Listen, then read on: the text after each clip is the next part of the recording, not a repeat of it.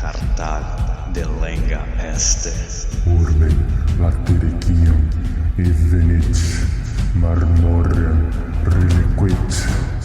Vini, vidi, vec. Fabrum essesuae cenque fortunae. Ceterum, cenceo, Cartaginem, F. delendem.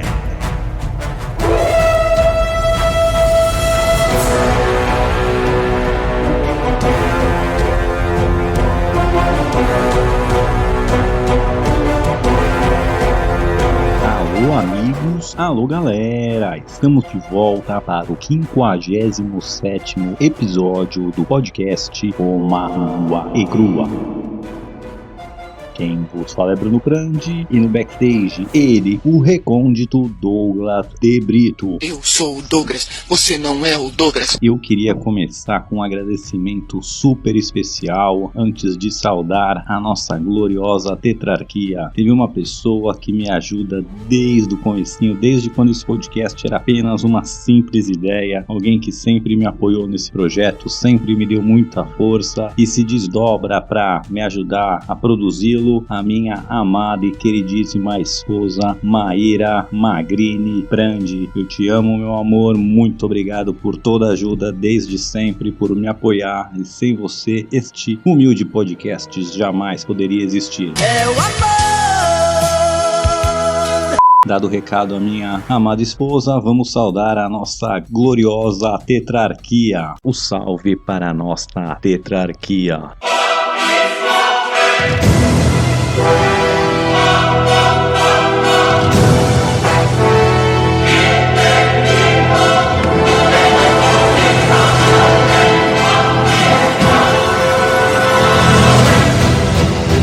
Imperator Maximus Nicolas Prandi, nossos Césares Lucas Prandi e César Casolari, e nosso primeiro senador Danilo de Oliveira. Muito bem, agora vamos recapitular.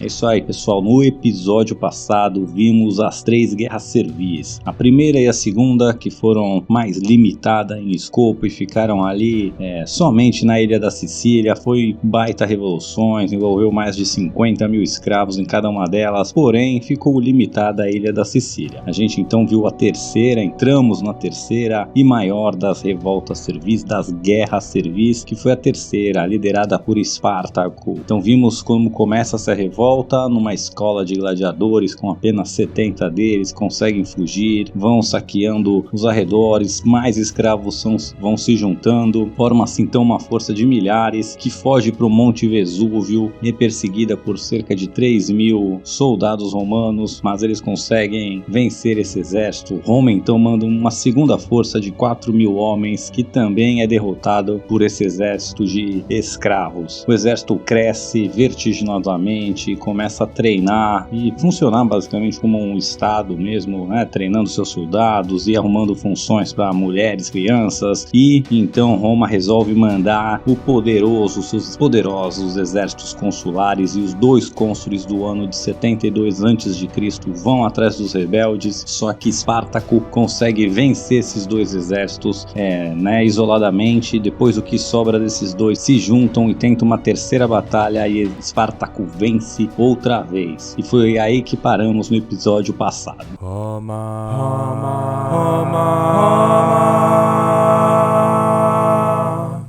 Roma nua e crua. Bom, depois de vencer 2 exércitos consulares, em 3 batalhas diferentes, o Espartaco atinge o ápice da sua glória, do seu poder. Mais escravos se juntam a eles agora de todas as suas partes. Ele tem seu status elevado a quase um semideus. Aí começa-se então a dizer que ele era descendente de Dionísio, encarnação de Dionísio. A sua esposa era uma sacerdotisa de Dionísio, e ela começa a promover esse culto a Espartaco aí como se ele fosse uma reencarnação reencarnação ou um filho de Dionísio, aí filho de Deus, que libertará os escravos, que quebrará todas as correntes. Parece uma história conhecida aqui, vamos não entrar nessas polêmicas, mas Espartaco agora no auge da sua fama, com o seu exército, né, ressuprido, mais e mais escravos vão chegando, ele venceu os exércitos italianos e agora vai aparecer um grande ponto de interrogação na nossa história, que é por que, ao invés de Espartaco fugir, uma vez que ele, né, aparentemente queria fugir, sair da Itália, vence os exércitos que estão perseguindo ele, tá com o caminho livre, é só ir embora da Itália, mas não, ele resolve ficar. Não sei. Não sabemos por que ele toma essa decisão, acredita-se, né, rolam uns burburinhos aí, ele resolve que vai libertar todos os escravos da Itália, que vai ser o libertador de escravos, rola também um papo que ele vai marchar e atacar Roma, ele vai destruir a cidade de Roma, ou também uma outra opção que ele vai para Sicília e conseguir tornar a Sicília um reino independente. A gente não vai saber o que se passa pela cabeça do Espartaco, mas a gente sabe o que acontece. Ele não sai da Itália, ele estava ali no norte da Itália, era só pegar ali, atravessar os Alpes e fugir. Ele começa de novo a ir em direção ao sul. O Senado romano fica perplexo, em choque, porque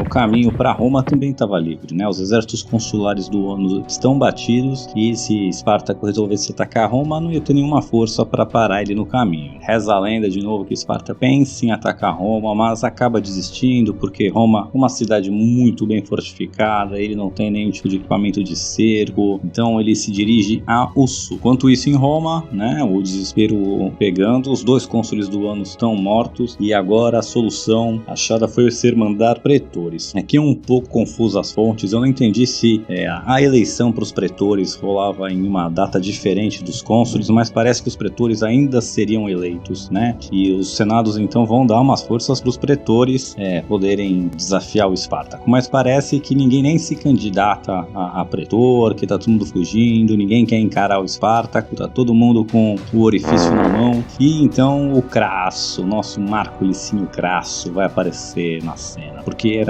era a oportunidade que ele esperava, né? Ele nunca teve glória, nunca teve fama, nunca teve o prestígio de grandes, né, vitórias militares, ele buscava isso com todas as suas forças, né? Ele só era Crasso o rico, ele queria ser Crasso o bom da boca. Ele então pede para o Senado nomear ele pretor, e ele então se dispõe até a usar da sua fortuna para recrutar mais soldados. Ele vai conseguir juntar uma força aí de cerca de 30 mil soldados, né? Lembrando que um exército consular eram 20 mil, então aparentemente aí ele vai ter, isso é meio confuso também, mas parece que pelo menos 10 mil desses 30 mil soldados eram bancados diretamente pelo Crasso, mas isso é contestado. E além do mais, desses 2 exércitos consulares que tinham sido batidos, né, sobraram aí uma cerca de 10 mil soldados que conseguiram fugir, e eles também vão ser incorporados à força de Crasso. Crasso então tem agora uma força de 40 mil soldados, né, o que é equivalente a 2 exércitos consulares, e ele vai então mais uma vez atrás de Espartaco.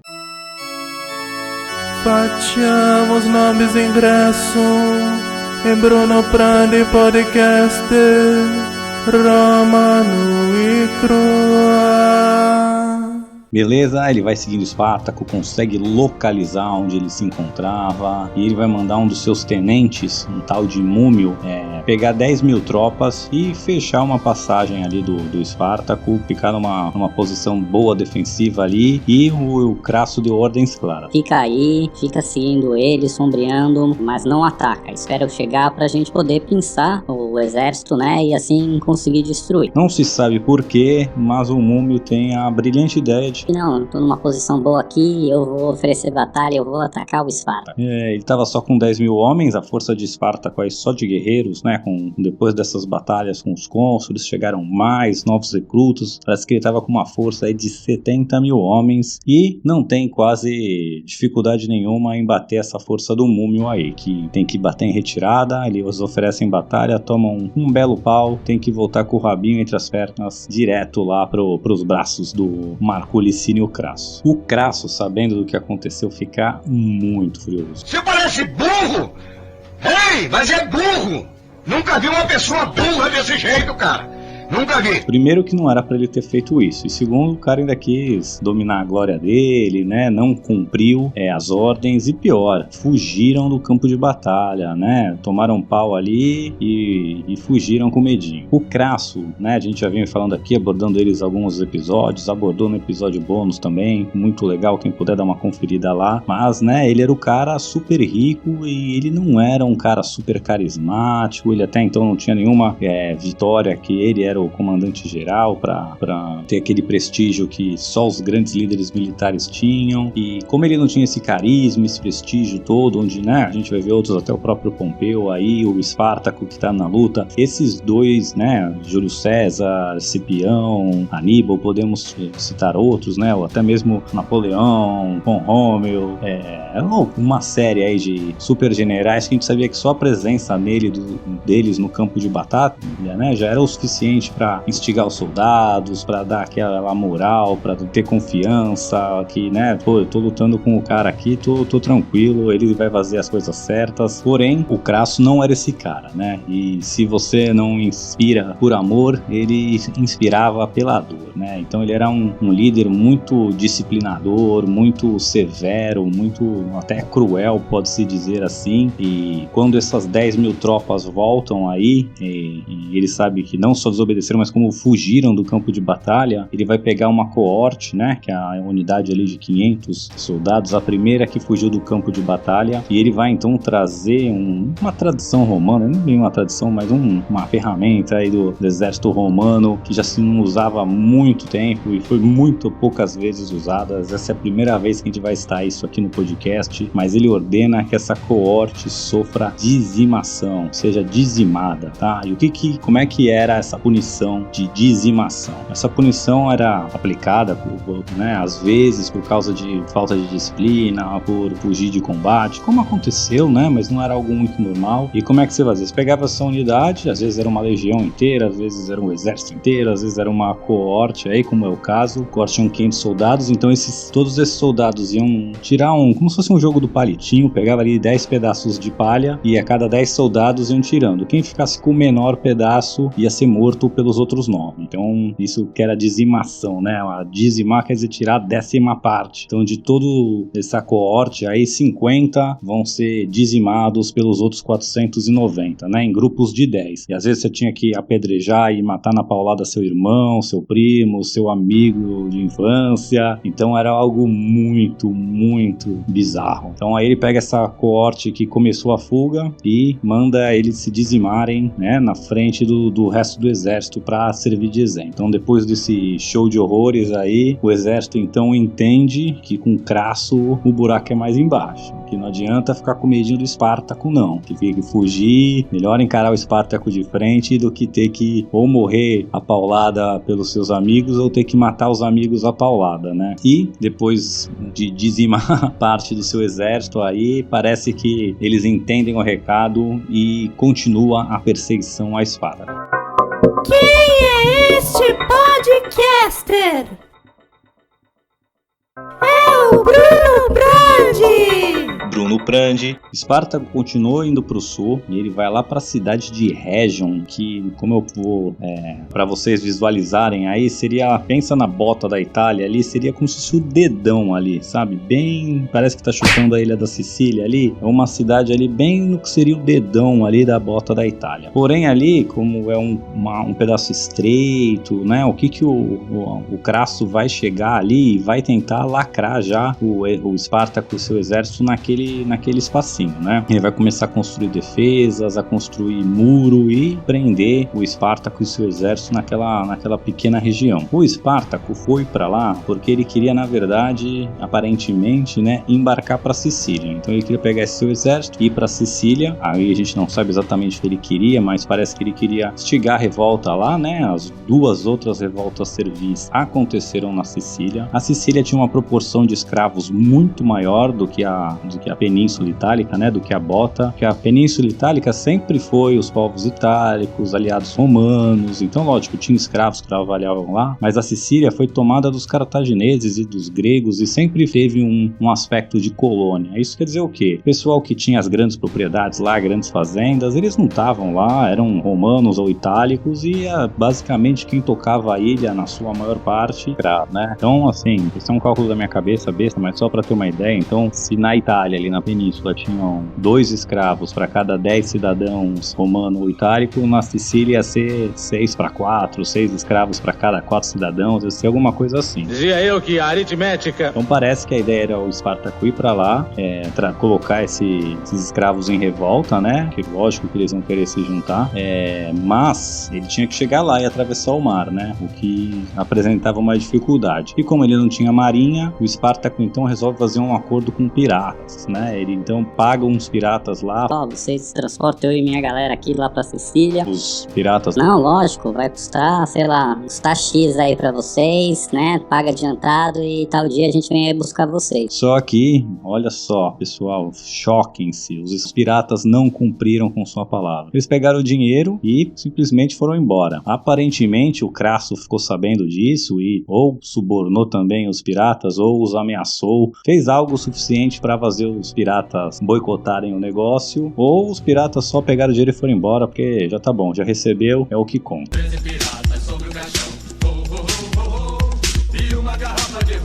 Bom, nunca saberemos. O que sabemos é o exército de Espartaco ficou ali, preso em Rhegium. Como eu disse, o exército de Crasso já começou a construir trincheira, muro para lacrar eles nesse pequeno território.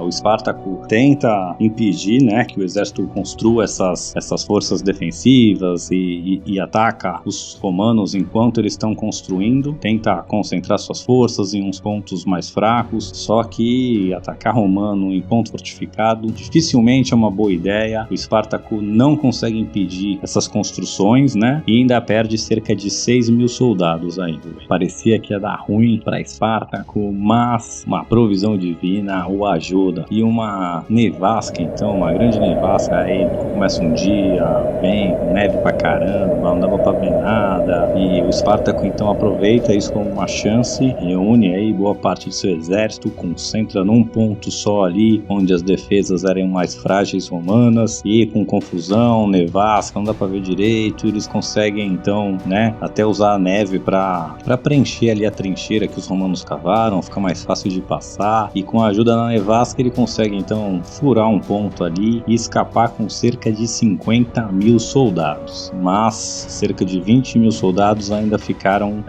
presos ali na cidade de Rhegium, ali no dedão da bota. O Espartaco aparentemente começa a ir pra direção leste, indo pra Brundisium, onde seria o calcanhar da bota ali. A gente tá ali no sul, Rhegium é no sul, sudoeste da Itália, e Brundisium seria ali no sudeste, né? Mas o Senado romano não sabe disso. Eles ficam sabendo, né, que Espartaco conseguiu furar o bloqueio ali do Crasso com uma grande força. E de novo, passou o Crasso, não tem mais ninguém entre o exército de Espartaco e Roma. Pânico que ele possa pôr a cidade de Roma em cerco, se dirigir para lá, bate nos senadores que estão desesperados. E no meio desse desespero, tá voltando da Espanha um tal de Pompeu Magno, né? O Pompeu Estrabão, filho que tá voltando ali de acabar com a rebelião na Espanha, né? Então ele tá voltando, o Senado já fala: cara, nem para, pega o seu exército, marcha pro sul, dá uma força lá pro Crasso, que o Espartaco se libertou, vai saber o que ele tá fazendo. E o Pompeu então começa a se dirigir com suas forças pro sul. Mas, voltando como eu disse, o Espartaco tava indo lá pra Brundisium,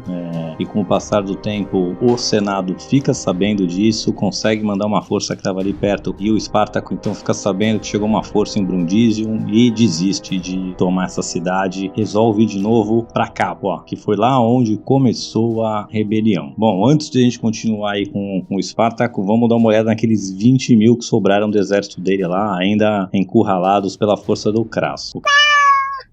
Non vuoi registrarti a Roma noi crua. te farei uma oferta irrecusável. O Crasso fica sabendo dessas novas forças romanas que chegaram, né? O Pompeu que tá descendo do norte, ou o Lucolas lá que chegou em Brundisium. Então ele tá com medo agora que ele perca a chance da sua glória de derrotar Espartaco, né? Então ele tava numa corrida contra o tempo. Porém, ele não vai deixar uma força de 20 mil soldados nas suas costas, né? E ia perseguir o Espartaco, senão ele que ia ficar pinçado entre duas forças. Ele tem que acabar com esses 20 mil que ficam ali. Então ele já começa a fazer um plano. Ele vai pegar 6 mil dos seus soldados e vai mandar ir na moita, na encolha, né? Sem fazer chabu, sem chamar atenção, mandar esses 6 mil soldados para eles conseguirem tomar ali um alto de um morro, uma posição no alto, né? Até para conseguir ter uma comunicação, saber o que está acontecendo e depois, quando o resto do exército chegar, conseguir pinçar esses 20 mil rebeldes aí que sobraram, esses escravos rebelados. Bom, o plano dá mais ou menos certo, porque o Crasso manda esses 6 mil, né? Eles vão conseguir tomar o morro ali, que eles foram supostamente para lá, só que era para eles fazerem sem serem percebidos, e logo que eles chegam ali, já vai rolar uns dedos duros, uns cagueta ali de Région que vão correndo contar para essas forças aí rebeldes que os romanos estão lá, né? Uma força aí de cerca de 6 mil, pouco mais de uma legião. Os rebeldes, então, né, vão desesperadamente atacar essa força de 6 mil, porque para eles ir atacando, né, forças menores é muito melhor do que encarar o Crasso com 40 mil e pegar esses 6 mil de uma vez. Então, eles descobrem onde estão esses soldados e vão correndo atacá-los. E esses 6 mil estão agora completamente encurralados, né, porque eles vão ser atacados por 20 mil, vão ser cercados rapidamente e tá uma luta desesperada por sobrevivência, né? Eles estão ali, não tem pra onde fugir, estão cercados, tem uma inferioridade numérica bizarra, e o que eles podem fazer é tentar resistir até o Crasso chegar com sorte, né? E vai ser mais ou menos isso que acontece. Eles vão estar lá cercados, desesperados, mas lutando e atrasando o máximo que der a sua própria morte, e eles conseguem aguentar ali, se manter por tempo suficiente por o Crasso, que soube o que estava acontecendo também por mensageiros, e correndo com o seu exército lá. E agora essa força de 20 mil que estava cercando esses 6 mil vai ser cercado pelo resto da força do Crasso, que eram mais 36 mil, vão cercar esses 20 mil e vão conseguir eliminar essa força. Mas foi um pouco de sorte, um pouco de talento do Crasso aí. Bom, eliminado esses 20 mil, o Crasso sai desesperado aí a todo vapor atrás do Espartaco agora. E o Espartaco tá numa posição horrível, né? Ele tá lá em Capua, descendo do sul, ele nem sabe ainda, mas um exército do Pompeu. No sudeste, né, tem uma força do Lucolas, e no sudoeste o Crasso, que era a maior força que também estava perseguindo. O Espartaco, então, tenta fazer um acordo com o Crasso, manda lá umas correspondências, fala: cara, eu me entrego pra você, né, tu dá um acordo legal pra gente, tu sai com a glória de terminar aí a guerra, e a gente consegue sobreviver e quem sabe arrumar um pedaço de terra, alguma coisa. Só que o Crasso, ele não queria negociação nenhuma, ele não queria acabar com a guerra servil, ele queria uma grande vitória militar, é pra isso que ele foi, não foi lá pra negociar nada. Então ele manda o Espartaco catar coquinho e continua na perseguição. O Espartaco então resolve, né, seguir pro norte, falar: cara, nunca vou, sei lá, o que passa pela cabeça dele, não tá escrito, mas ele vai pro norte. Imagina-se que ele volta pra estratégia de, né, sei lá, ou fugir da Península Itálica, ou, sei lá, pôr Roma em cerco, não sabemos. Mas enquanto ele vai indo em direção norte, ele fica sabendo que tem um exército do Pompeu vindo do norte pro sul, e ele resolve então voltar e encarar o Crasso, que já tava ali mais perto. O Crasso também tava seguindo ele, falou: melhor eu parar e guerrear logo com esse cara que tá pertinho de mim, do que indo pro norte, o Crasso vai me seguindo, vou me dar de cara com o Pompeu e ficar bem pinçado de novo. Então ele resolve, ali na região de campanha mesmo, oferecer batalha pro Crasso. E aí, amigos, vai começar a batalha decisiva da Terceira Guerra Servil. A disposição de tropas, o número de tropas era bem parecidos, né? O exército de Espartaco tem aí cerca de 50 mil tropas, 50 mil guerreiros, enquanto o exército de Crasso tem 40 mil, porém tem mais também alguns 3 a 4 mil de cavalaria com Crasso. Então basicamente forças super equilibradas ali.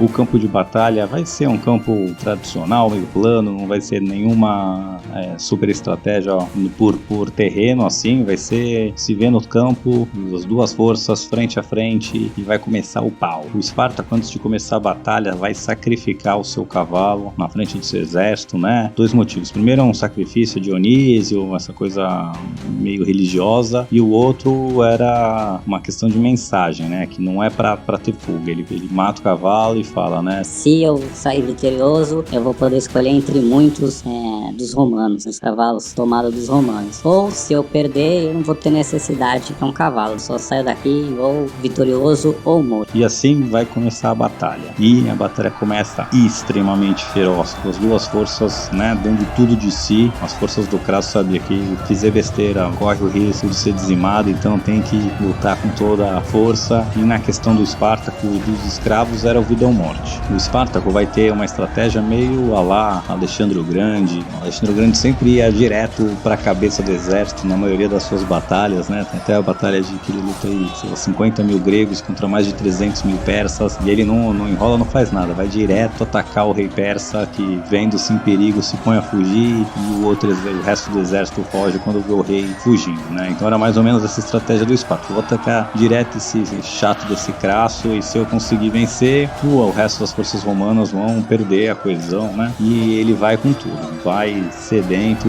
lutando, perseguindo, ver onde o Crasso tá. Basicamente os dois ali vão estar no centro dos seus exércitos, né? O Crasso lutando, o Espartaco lutando ali na linha de frente, e o Crasso comandando ali na linha de frente. Os comandantes romanos nem não ficavam com a espada ali lutando na linha, raramente isso até podia acontecer, mas geralmente eles ficavam no cavalo atrás das linhas coordenando, e o Crasso estava fazendo isso, só que ele ficava à vista do Espartaco, né? Que vai matando geral ali, atacando com tudo, concentrando as suas forças para realmente chegar no Crasso. Ele chega tão perto que ele chega a matar 2 centuriões ali da guarda pessoal do Crasso. Isso quer dizer que ele estava realmente chegando ali muito perto. Mas, para chegar tão perto, ele também teve que se expor, acaba que é ferido, e depois de matar esses 2 centuriões aí, ele também já tá meio capenga, vai ser cercado e morto pelas forças romanas. E daí em diante, essa guerra, essa batalha que estava extremamente difícil, depois que o Espartaco morre, o seu exército, que vê sua moral cair lá embaixo, que vê, né, suas forças perderem a coesão, parte começar a tentar fugir, parte desanima, e aí os romanos vão e começam realmente a passar o rodo, sair matando geral.